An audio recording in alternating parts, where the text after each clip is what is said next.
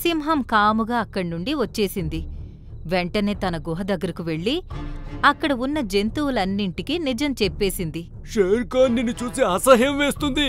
నీ రోగాన్ని పోగొట్టుకోవడానికి నువ్వు నక్కని చంపాలని చూశావు. పైగా తన దయాగుణాన్ని నువ్వు అలుసుగా తీసుకున్నావు. కాళ్ళు నొప్పి అనే అబద్ధం చెప్పి తనని మృత్యు గుహలోకి పంపించావు కదూ. నేనిప్పుడు ఏదైతే చేశానో అది చాలా పెద్ద తప్పు. కానీ నేను మిమ్మల్ని అభ్యర్థిస్తున్నాను, మీరు నక్కకి దీని గురించి చెప్పకండి. లేదంటే తన మనసు చాలా బాధపడుతుంది. ఇప్పుడు నా కళ్ళు తెరుచుకున్నాయి. ఇంకెప్పుడు నేను ఎవరిని చంపాలని ప్రయత్నించను. నేను జీవితాంతం ఇలా అవిటివాడిగానే సంతోషంగా ఉంటాను. ఈ మాట విని అన్నీ మౌనంగా ఉండిపోయాయి. ఇంతలోనే నక్క అక్కడికి చేతిలో దానిమ్మ పండు పట్టుకుని వచ్చింది. ఇదిగో షేర్ఖాన్, ఈ దానిమ్మ పండుని తిను.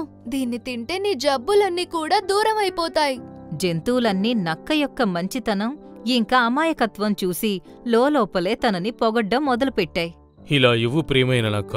సింహం దానిమ్మ పండుని తిని మనసులో ఇలా అనుకుంది. ఒకవేళ ఇది తిన్న తర్వాత కూడా నాకు నయం అవ్వకపోతే పాపం ఈ నక్క చాలా బాధపడుతుంది. దానిమ్మ తిన్న వెంటనే తనకి ఏదో అయ్యింది.